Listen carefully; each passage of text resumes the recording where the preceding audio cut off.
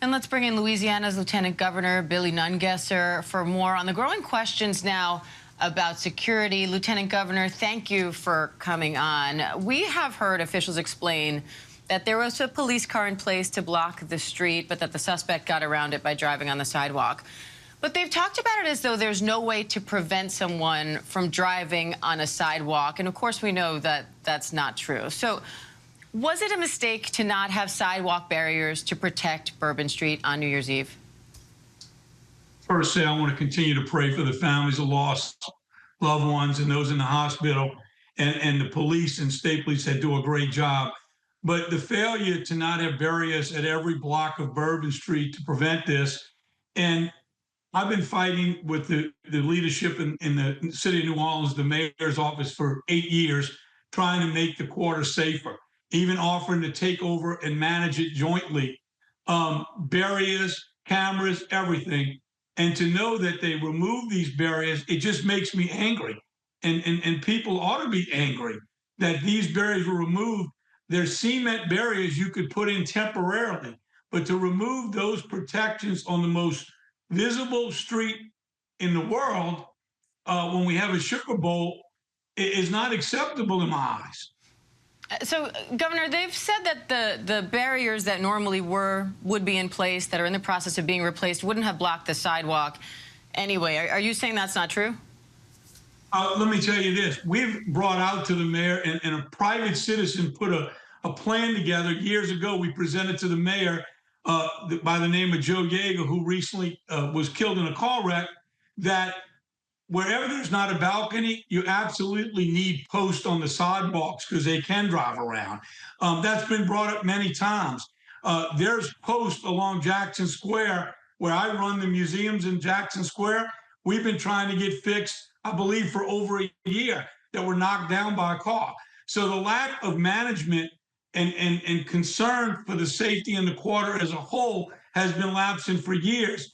And it's just unbelievable that this tragedy had to happen to shed light on it.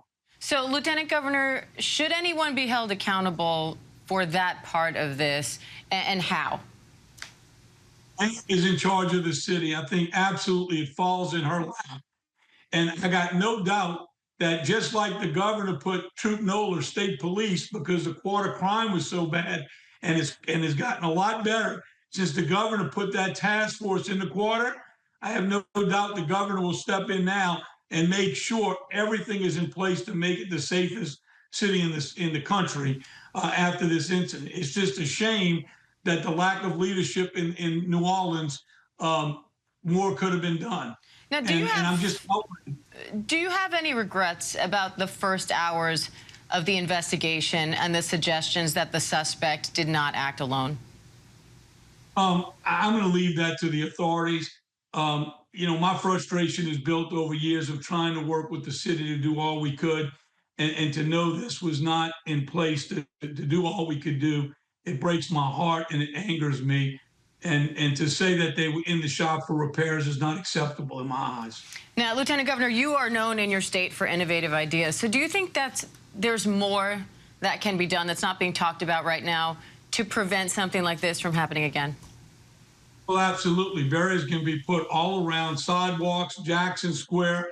And then when you've got a special event, absolutely blocking off more streets and more less access by vehicles to the quarter.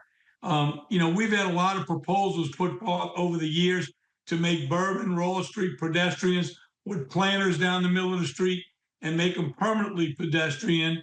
Those talks went nowhere.